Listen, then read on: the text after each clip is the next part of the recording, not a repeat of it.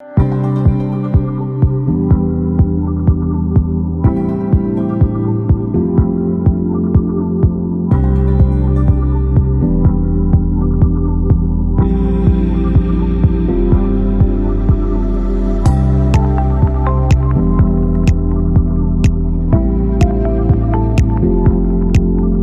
definitely hope that the dialogue today will drive more corporate action and support for Sustainable Development Goals, Africa Agenda 2063, and the overall improvement of quality of life and various other development indicators in our continent.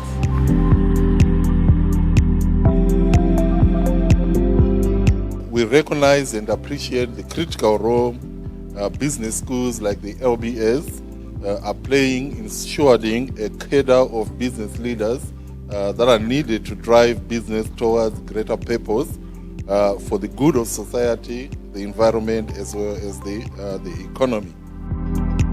It is also very interesting that this conversation is happening at this great time. I think the theme for this conference is also apt, and I'm hoping that, all of us seated here today will be able to come up with ideas that we need as the private sector to begin to look at how we can drive our own processes and systems. I think on the one hand, the pace has been slow going, but on the other hand, there's a lot that has happened. If you look at from where we are coming, it's not a dismal story, because we have to look at these things as a continuum as opposed to a destination. We have been able to invest and to promote activities and growth in some specific value chains.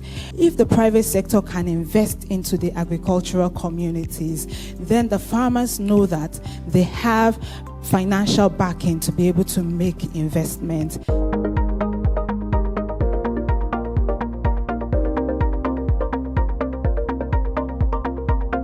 Most of our SMEs are not well structured as businesses. Secondly, they are too small to draw the kind of capital available. And so one of the solutions that we've seen other models do is that they come together as a consortium to draw capital. And this is where we need our banks. So it's not only telling me to come and open an account. Bankers need to also understand these different business structures, especially those business models that come out of sustainability. The key takeaway from this conference has been that data is very important, and more importantly is power, energy. We really have the resources for production in terms of good land and all that. All we need to integrate in that is the practices which we call the climate smart practices, including data, caring for the environment, regenerative agriculture, and then powering that, of course, is the energy that we've talked about. I think what we've seen here today is that there's need for more engagements with stakeholders so that we can all work towards building a sustainable and inclusive economy in Nigeria.